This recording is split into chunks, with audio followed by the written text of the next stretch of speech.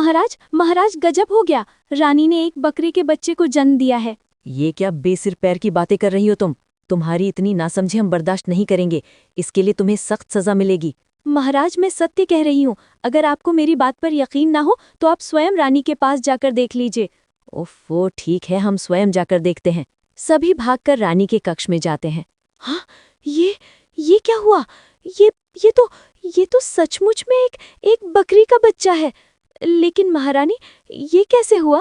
मुझे नहीं पता महाराज कि मेरे पेट से एक बकरी का बच्चा कैसे पैदा हो सकता है। मुझे खुद समझ में नहीं आ रहा, ये कैसे हुआ? ओहो, ये तो कलंक है हमारे कुल पर मंत्री जी। अरे लोग हम पर हंसेंगे कि हमारे वारिस के रूप में हमें बकरी का बच्चा पैदा हुआ है। लोग हमारी मर्दानगी पे सवाल उठाएंगे। मंत्री जी, इस बच्चे को राजमहल के बाहर फेंक दिया जाए और रानी को कारावास की सजा सुनाई जाती है। ले जाइए। आप क्या कह रहे हैं महाराज? चाहे जो हो, ये हमारा बच्चा है, आप इसे बाहर नहीं फेंक सकते हैं। ये मेरा बच्चा है, मैं इसे अपने पास से दूर कभी नहीं करूंगी। तुम कलंक हो राजघराने पर, इसीलिए अब तुम यहाँ नहीं रह सकती। सैनिकों, महारानी को ले जाओ और इसके बच्चे को किसी कुएं या तालाब में फेंक दो। ले जाओ। मैं आपकी पत्नी हूँ महाराज, आप मुझे कारावास में कैसे डाल सकते हैं? दया कीजिए, मेरे बच्चे को मुझसे दूर ना कीजिए। रानी रोई, गिड़गिड़ाई, पर राजा को दया नहीं आई। राजा के हुक्म पर रानी को आजीवन कारावास में डाल दिया गया और बकरी के बच्चे को जंगल में फेंक कर चले जाते हैं। तभी वहां से गांव का एक आदमी भोला गुजरता है। ला ला ला ला ला ला ला। अरे अरे यहाँ तो एक बकरी का बच्चा पड़ा है। बाप रे, ये तो बहुत नाजुक लग रहा है। ओहो हो, लगता है अभी अभी पैदा हुआ है। अब किसी ने यहीं छोड़ दिया। बताओ भला कैसे कैसे लोग हैं। चलो, इसे मैं अपने साथ ले जाता हूँ। यहाँ छोड़ना इसे ठीक नहीं होगा। चलो। भोला बच्चे को उठाकर अपने साथ घर ले आता है। तुम एक बकरी के बच्चे को लेकर आ गए हो, इसे वहीं वापस फेंक दो। अरे तुम ऐसा काहे कह रही हो भाग्यवान? तुम इंसानों से नफरत करती हो, कम से कम जानवरों से तो नफरत मत करो। एक बार देखो तो सही, बेचारी कितनी नाजुक है, अभी अभी जन्मा बच्चा है। इसे देखकर किसी के मन में भी ममता जाग सकती है, और तुम हो कि कहती हो बाहर फेंक दो।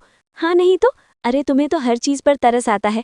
हमारे घर में एक वक्त का खाना भी नहीं है, ऊपर से तुम जानवर उठा कर ले आए हो। वहीं जाकर फेंक दो, ये मेरे घर में नहीं रह सकता।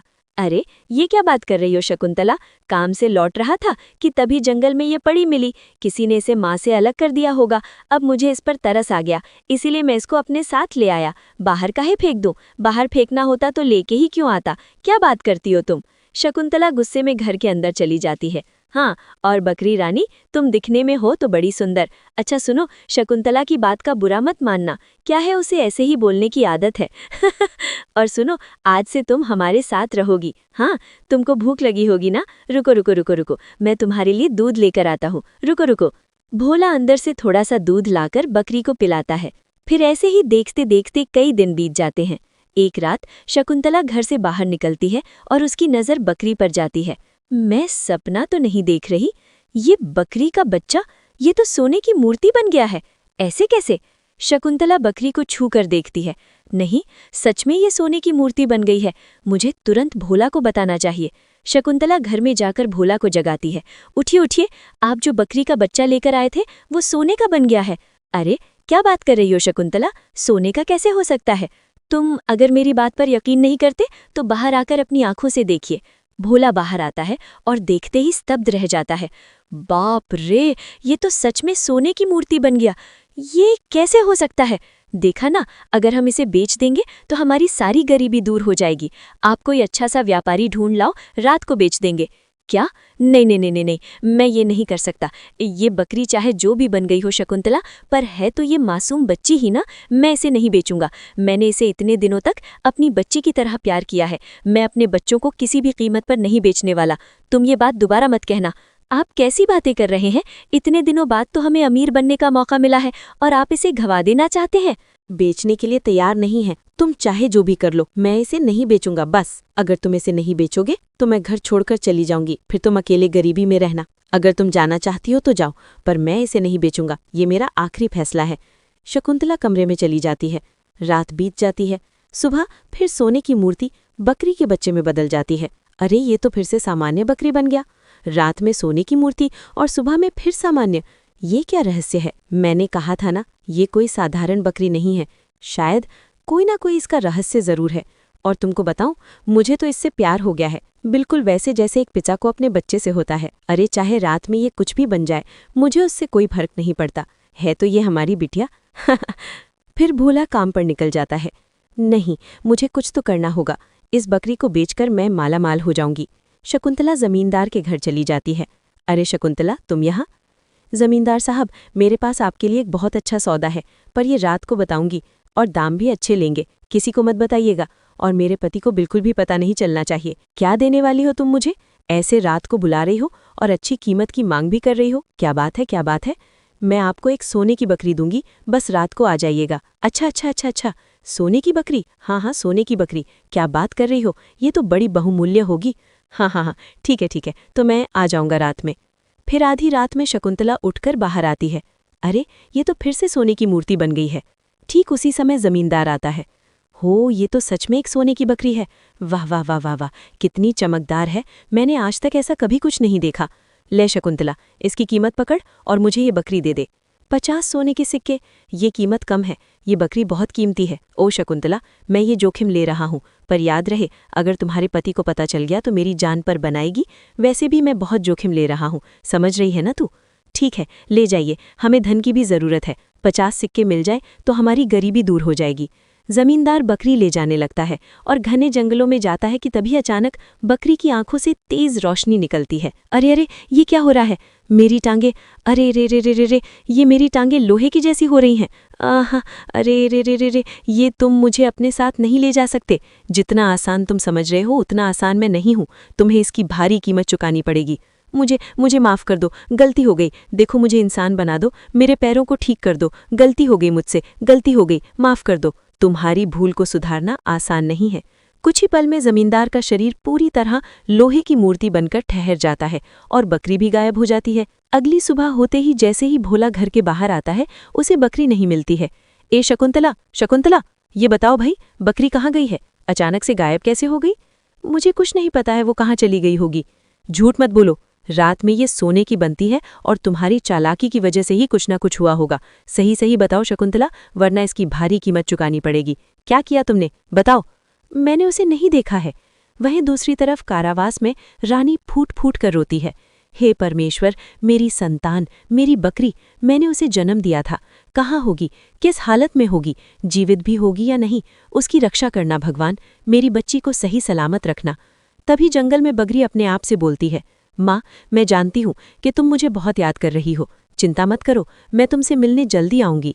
बकरी की आंखों से आंसू टपकते हैं। दूसरी तरफ भोला सुबह से लेकर शाम तक बकरी को सब जगह ढूंढता है, पर उसे कहीं नहीं मिलती है। पता नहीं मेरी बिटिया रानी, मेरी बकरी कहाँ चली गई, मैं उसके बिना एक पल भी नहीं रह सकता।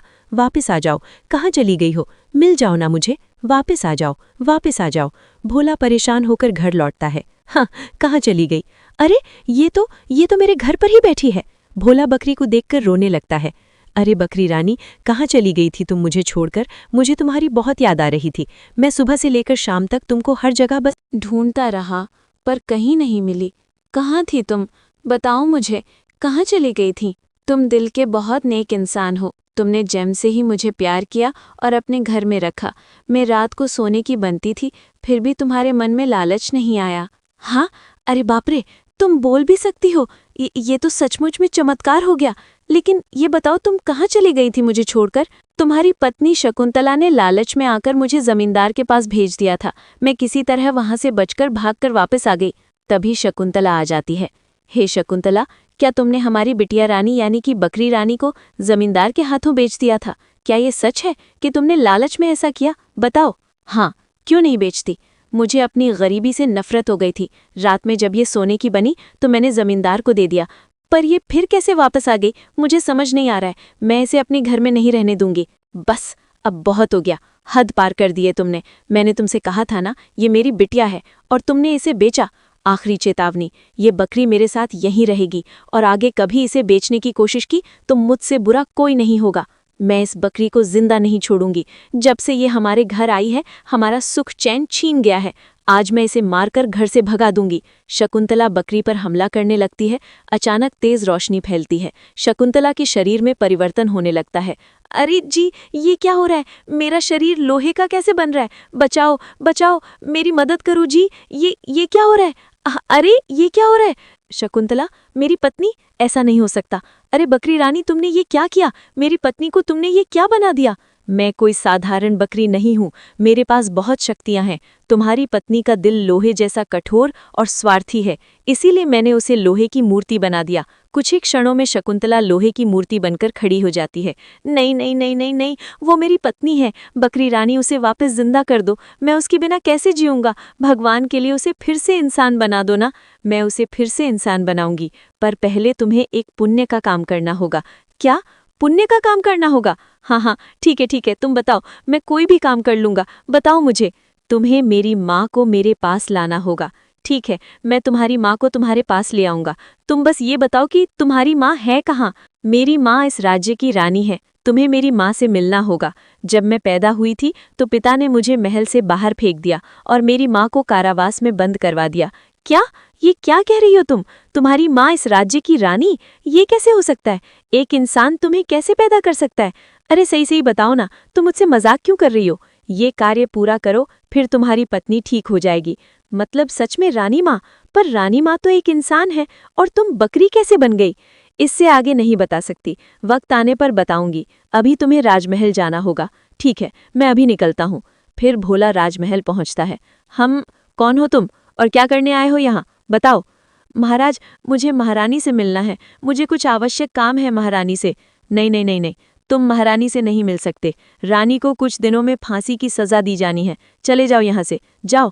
नहीं, महाराज कृपा करें। मुझे महारानी से मिलना बहुत ज़रूरी है। अगर मैं रानी से नहीं मिला ना तो मैं बता नहीं सकता, पता नहीं क्या हो जाएगा। भगवान के लिए मुझे रानी से मिलवा दीजिए ना। अच्छा ठीक है, मैं तुम्हें अभी मिलवाता हूँ। सैनिकों, इस नालायक को ले जाकर राजमहल के बाहर फेंक दो। ले जाओ इसे। जी महाराज, मैं इसे ले जाकर बाहर फेंक देता हूँ।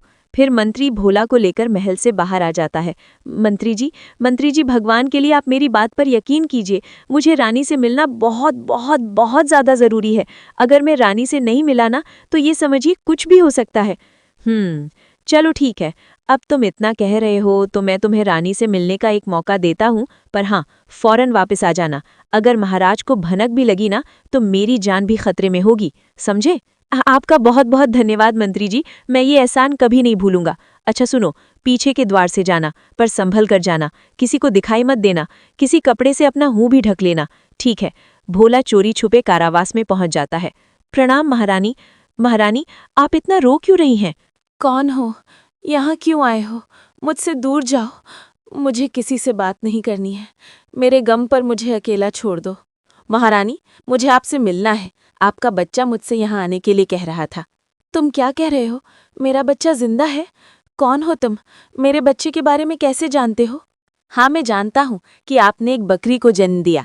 वही आपकी याद में तड़प रही है। वो जिंदा है और मेरे घर में है। मैं उसे आपके पास लाना चाहता हूँ। क्या सच में मेरी बेटी जिंदा है और सही सलामत है? हाँ महारानी, वो सुरक्षित है। पर आप यहाँ से निकलेंगी कैसे, वो भी इतने पहरे के बीच में से? राजा ने तो आपको फांसी की सजा सुनाई है। अचानक एक तेज रोशनी फैलती है और एक गुप्त द्वार खुल जाता है। हे भगवान, ये गुप्त द्वार कहाँ से खुला? ओ, लगता है कि बकरी ने अपनी शक्ति से खोला है ये गुप्त द्वार। चलिए महारानी, इस महल से बाहर चलते हैं, आइए। फिर उसी द्वार से भोला और रानी बाहर आ जाते हैं। तभी बकरी दौड़कर रानी को गले लगाती है। मेरी बेटी, तू कहाँ थी इतने दिनों तक? अब ठीक है ना? तुझे कुछ हुआ तो नहीं?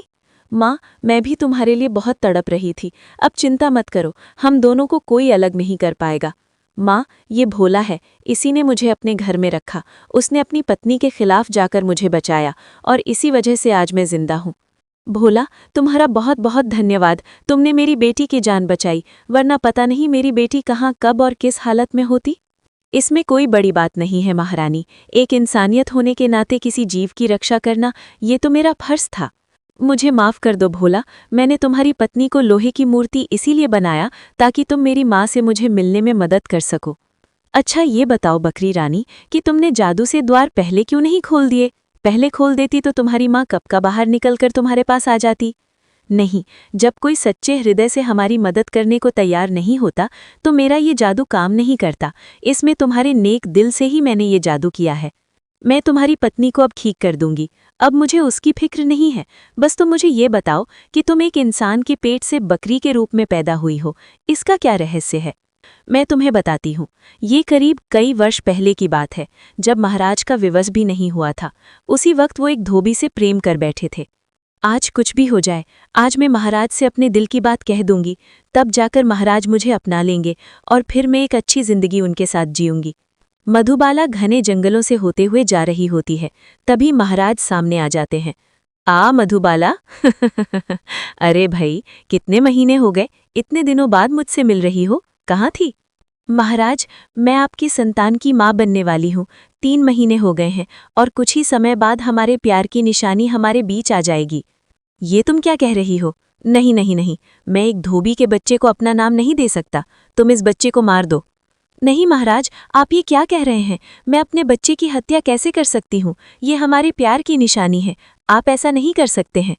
मैं और तुमसे विवाह करूं? अरे भाई, कौन सा राजा धोबी से विवाह करता है? अरे भाई, हम तो तुम्हारे साथ दिल बहला रहे थे। नहीं, कुछ भी हो जाए, मैं अपने बच्चे को नहीं मारूंगी। तभी महाराज पास से कुछ औषधि के पत्ते तोड़ते हैं और जबरदस्ती मधुबाला को खिलाते हैं। ये लो, चुपचाप, ये जंगल के जहरीली औषधि के पत्ते हैं, इन्हें खा लो। इन्हें खाने से तुम्हारे गर्भ में पल रहा बच्चा हमेशा के लिए खत्म हो जाएगा। लो, इसे खा। नहीं, मैं ये नहीं खाऊंगी। महाराज जबरदस्ती पौधे का रस मधुबाला के मुंह में डाल देते हैं, जिससे उसका बच्चा गर्भ में ही मर जाता है। आपने मेरा मासूम बच्चा मेरे गर्भ में ही खत्म कर दिया। मैं आपको बद्दुआ देती हूँ कि आपका वंश कभी नहीं बढ़ेगा। आपने अपने हाथों से अपने वंश को खत्म कर दिया, ये मेरी बद्दुआ है। मधुबाला वहां से चली जाती है। ऐसा कुछ नहीं होगा, इसकी बद्दुआ का कोई असर नहीं होने वाला। समय बीतता है, महाराज भव्य रीति से विवाह कर लेते हैं और 10 वर्ष बीत जाते हैं, पर संतान नहीं होती। मैं क्या करूं? मेरे विवाह के 10 वर्ष हो गए, पर अभी तक कोई संतान नहीं हुई। मैं गुरुमाँ से मिलकर देखती हूँ, शायद वे कुछ कहें। फिर रानी गुरुमाँ के पास जाती है।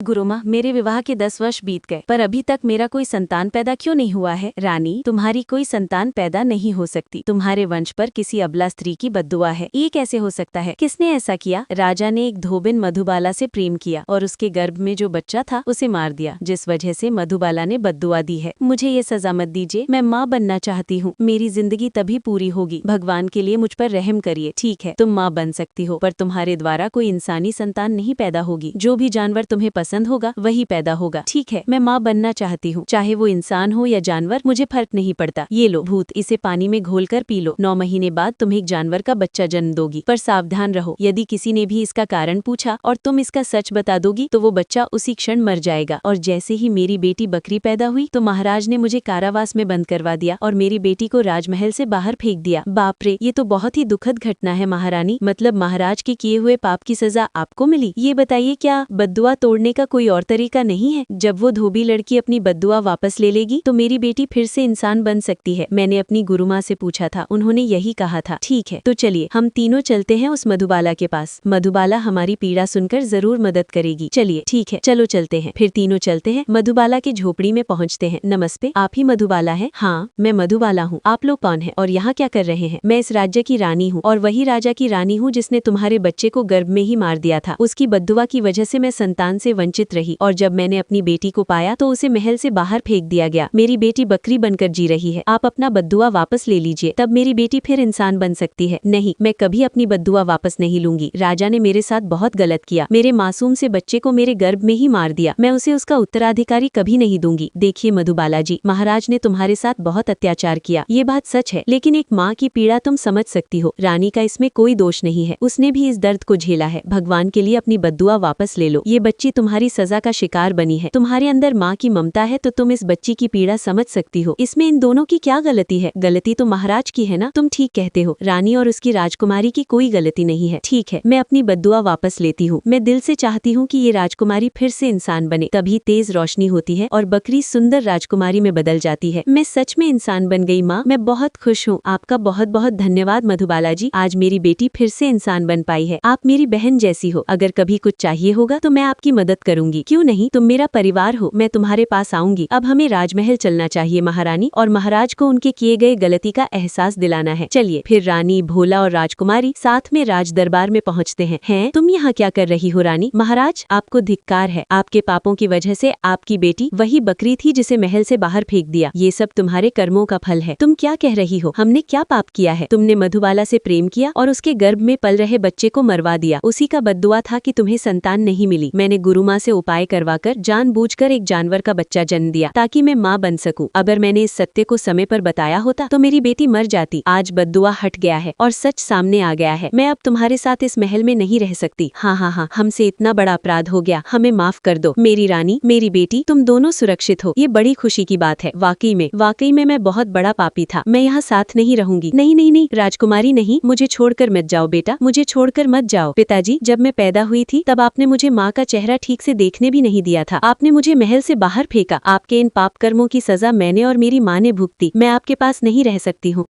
ठीक है, जैसा तुम कहोगी वैसा ही होगा। ठीक है, तो आपको 2 वर्ष जंगल में जाकर साधारण जीवन जीना होगा, गरीबों का दर्द समझना होगा और धोबी मधुबाला के पास जाकर उससे माफ़ी मांगनी होगी। यदि वो माफ़ कर देगी तो मैं भी आपको माफ़ कर दूंगी। तब तक मैं भोला के साथ रहना चाहती हूँ। ठीक है, जैसा तुम कहोगे। महाराज, आप तो बहुत गिरे हुए इंसान साबित हुए। मैं भी आश्चर्यचकित हूँ कि हमारा राजा इतना घटिया निकला। रानी, आज से आप मेरी बहन हो, मैं आपका ध्यान रखूंगा। और सभी भोला के पास आ जाते हैं और तभी शकुंतला भी ठीक हो जाती है। ये मैं सच में इंसान बन गई। अब मुझे माफ़ कर दीजिए, मैं लालची थी, मेरे कर्मों की सज़ा मुझे मिली। अब मैं कभी किसी के साथ बुरा नहीं करूंगी। जी। उसके बाद राजकुमारी, रानी, भोला और शकुंतला चारों खुशी खुशी रहने लगते हैं।